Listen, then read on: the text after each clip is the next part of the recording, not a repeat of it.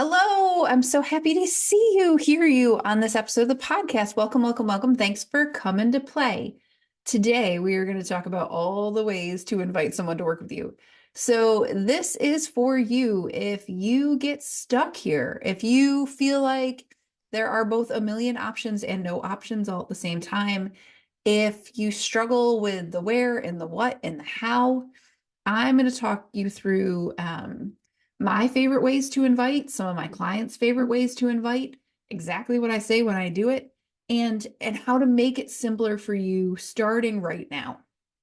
Because what I know as a business coach, what I know from my business and all of the businesses I work in, and it was, more than 50 last year, is that the more invitations you make, the more you talk about what you do, the more your business will grow. You can't sell something if you're not talking about it. People can't buy what they don't know about. So making invitations simpler is a huge deal. If it's easier for you to share, it's easier for your business to grow. That being said, before we jump in, a couple of quick things. First, if sales and selling is your monster, it's the thing that you hate the most, if it feels weird and icky and you don't like your process or it feels really uncomfortable and you hate it and you just think you're going to have to grin and bear it for the rest of your business, I want you to know that that's not true. And I want you to come join Selling for Weirdos because Selling for Weirdos is a course. It is self-paced. It is run by me. It includes one-on-one access to me in an asynchronous video tool where we get to talk together about where you get stuck and your struggles with sales. But it really is all about you finding your way, your own personal weirdo, fabulous way to sales, to a sales process that feels like you, and you don't have to hate for the life of your business. It is all about making selling simple.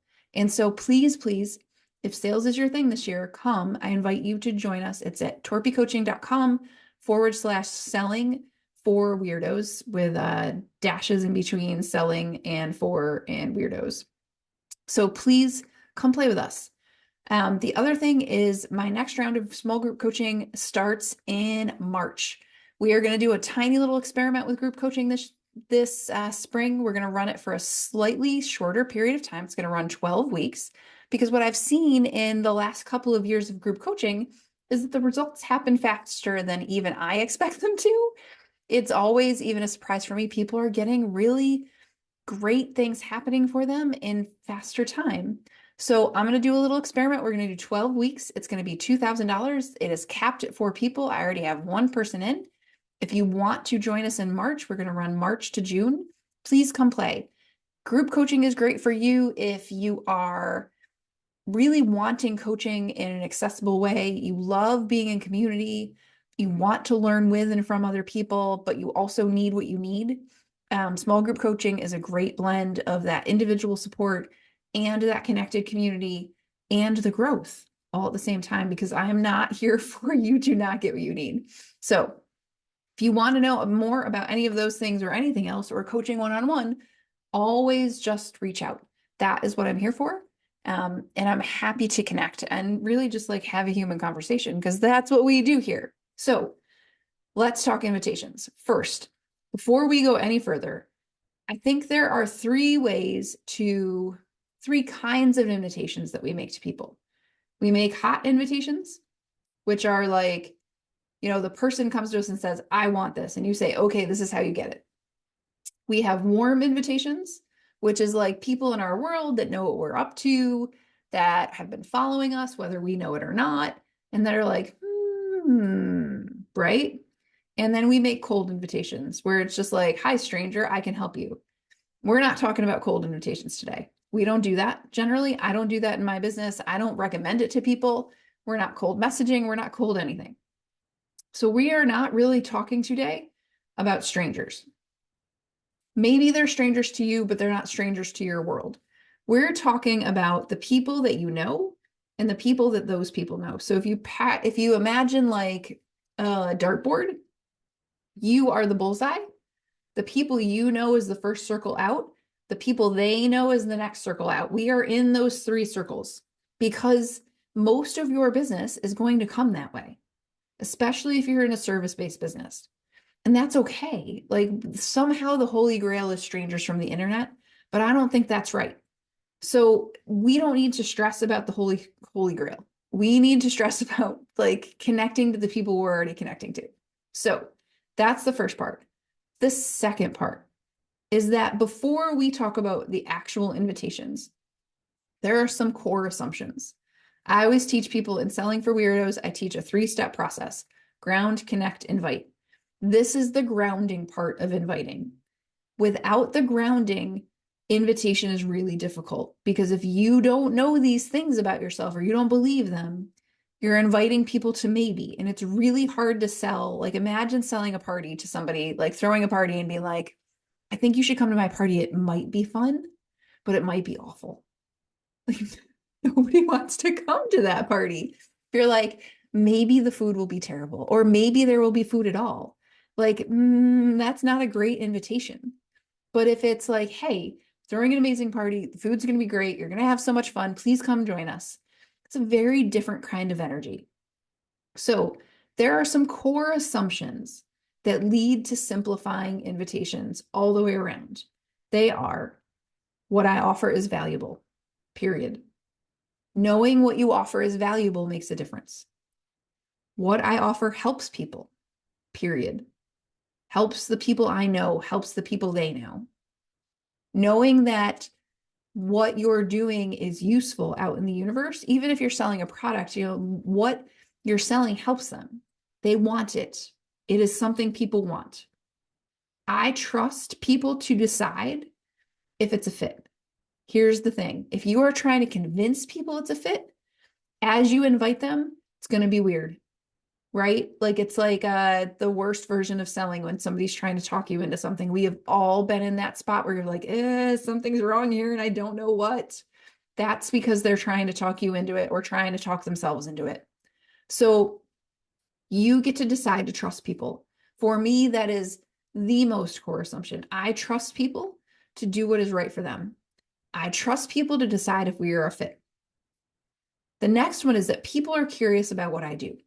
People want to know. It is much easier to invite from people want to know versus people have already heard too much from me this week. I've said too much. I'm too much for them. I'm bothering them. Very different. There's two more. The last second to last one is that no is an okay answer, right? Nobody likes to hear no, but like in business, you hear yes and you hear no. And if everybody said yes, it's a problem, actually, because you don't have that kind of bandwidth. And that's a different kind of thing to scale. And if everybody says yes, something's wrong, right? It's like if your kids are 100% happy with everything you do, something's wrong. I'm clearly doing something right because my 12-year-old has not been happy with me lately, but whatever. And then the last one is that making an invitation, making an offer, does not mean that I am owed a response. So here's the thing that's tricky about this one. A lot of times we feel like if we particularly send a personal offer to someone, they should respond. And we get caught up in this cycle of expectation. But if I make an offer that they didn't necessarily ask for, or even if they did, they don't owe me anything. They don't have to respond. So I trust people to decide if it's a fit and respond when they're ready. And if they haven't responded, it's because they had a reason not to, right? But I don't need to get caught up in that. It's a really tricky one. So for you, if these core assumptions sound like gibberish, or you're like, oh no, I don't think what I have is valuable, or I'm not sure, or I don't know if I trust people to decide, or it freaks me out to hear no. There's some grounding work for you to do first here. It's okay. You can do it as you make the invitations, but it is important for you to keep in mind that there's some work to be done in how you set your brain and your mindset towards making invitations.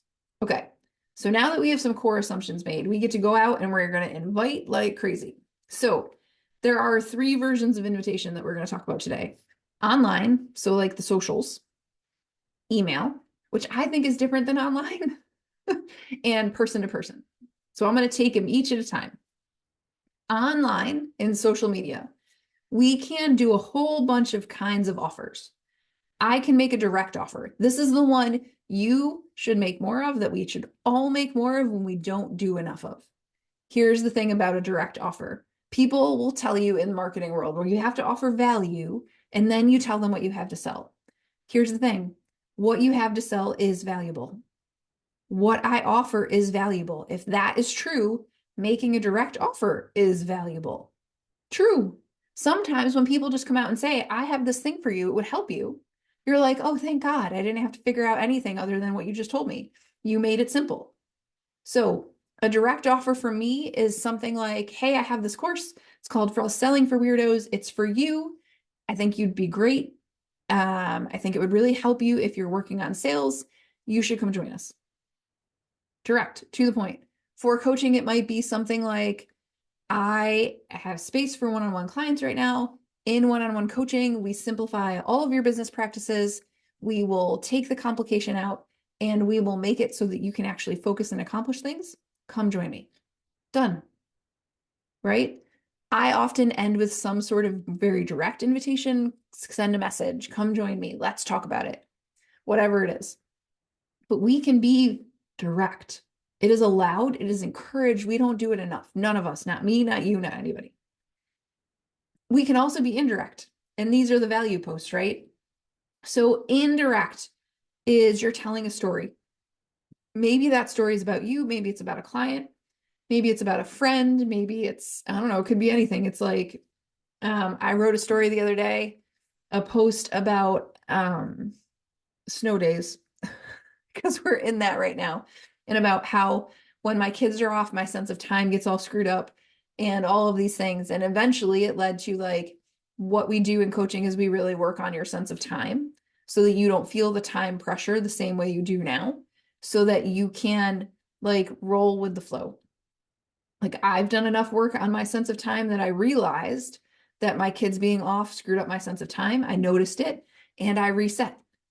Like most people haven't even noticed yet that there's a sense of time there that they can mess with. You can tell a story. You can talk about a problem someone has and the way you help them solve it. You can just talk about the problem, honestly, because sometimes people are like, oh my God, I have that problem too. So like I was talking to somebody today and she was like, I need to reinvent. I need to do this. I need to do that. And I was like, you know what? I think actually what you're doing is you're just kind of bored. The problem is that you've got something that worked and now you're kind of bored and you're tired of doing it over and over again. And that's a problem we can talk about. Like that's a problem I talk to people about all the time, is they're trying to reinvent the wheel rather than just doing what they know works. I do it to myself all the time. So you can talk about a problem, you can talk about a solution. You can talk about benefits, right? Like why would you do coaching? I wrote a post the other day that was that the reason we should do coaching is that coaching turns unicorns into goats. So I know that might not make any sense, but like sometimes business feels magical. The things we're doing, it's like catching a unicorn. In reality, the idea of coaching is taking the things that feel magical and making them every day and making them understandable, that you're like, oh, that's not a unicorn. It's just a goat that looks funny. Like it's no big deal.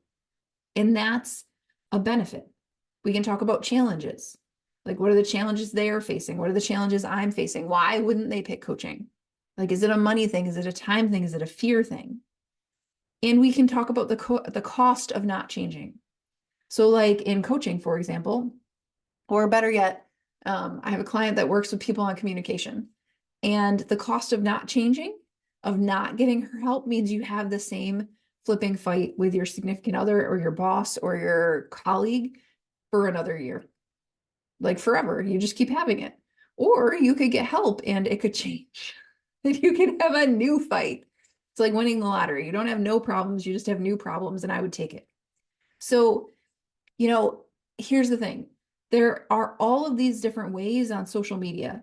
And on social media, you can write, you can video. Video is important. I can't tell you the number of times in a week I talk to clients about video and about showing up and just talking and being themselves. You can talk through all of these different kinds of invitations, but at the end of all of them is something like, hey, this is for you. If you're ready, come talk. Here's how you connect. Here's the best way to get in touch with me. Um, come join us here. Here's the schedule, sign up, right? Whatever it is, but be direct. Tell them, we talk all the time in marketing about calls to actions. Call them to action, tell them what to do. People have a lot going on in their brains. They get distracted, they miss stuff. I do it all the time, and it's like, wait, but what do I do here? How do I figure out what to do next? So the next kind of marketing of invitations, we can make invitations over email also. But here's the thing, you have a list of people that you send an email to. It could be, I think there's two varieties of email. The first is like a standard traditional email list. I have an email list, I send them stuff. I can be direct, I can tell them a story, I can do all of the things in my email list that I would do on social media. And sometimes I do. Sometimes things go just to my list and not on social media. Sometimes they just go to social media and not my list. Sometimes they go to both. I would love to tell you that I am super strategic about that. It just depends on how badly I think people need to hear whatever it is I'm saying there that day. The other way that's really powerful to use email that people forget about is sending email to people you know about what you're doing. Here's the thing, it feels very personal. And when things feel very personal, they feel very scary. But it is really useful for you to go through the people you know in your world, especially if you were early in business, and say, like, okay, do they know what I'm doing? Could I be helpful to them?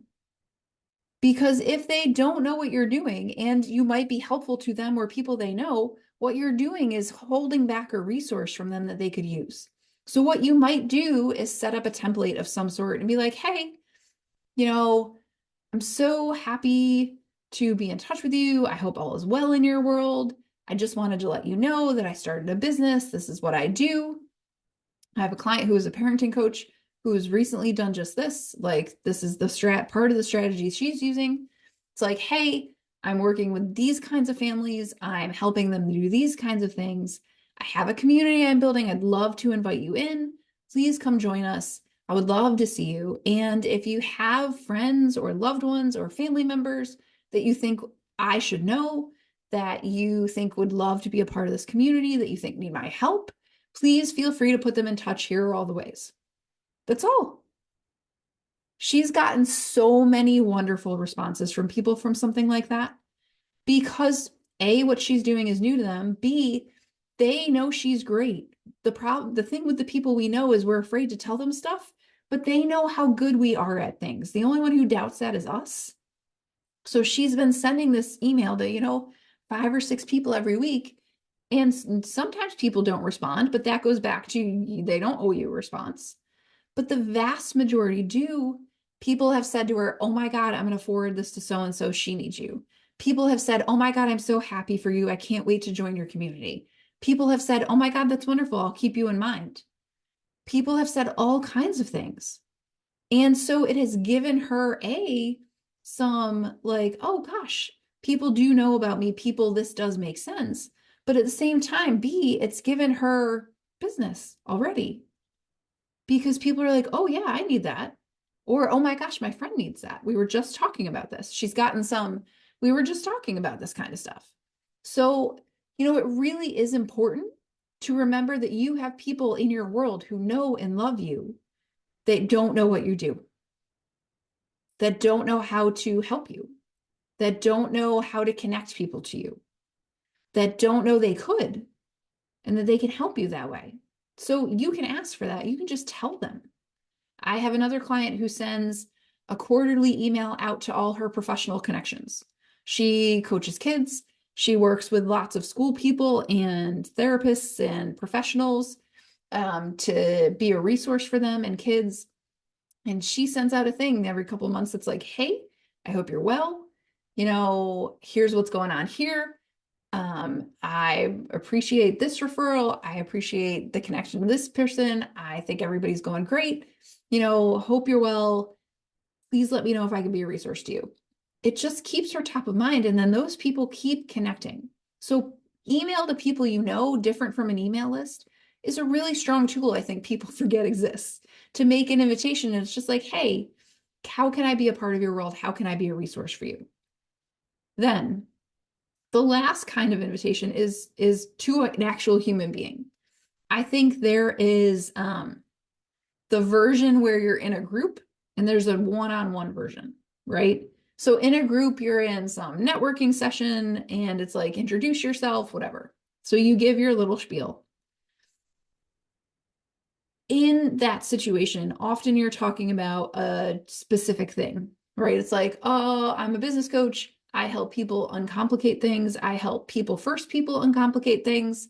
If your business is feeling overwhelming, like you're trying to shove an octopus into a tiny bucket and its arms keep sticking out and you don't know how to get the thing in the stupid bucket for the love of God, but you would really like to so that you can move on and do the things you actually want to do with your life and have a business that you love, I can help. So I offer specific business coaching. I talk about generalized ideas.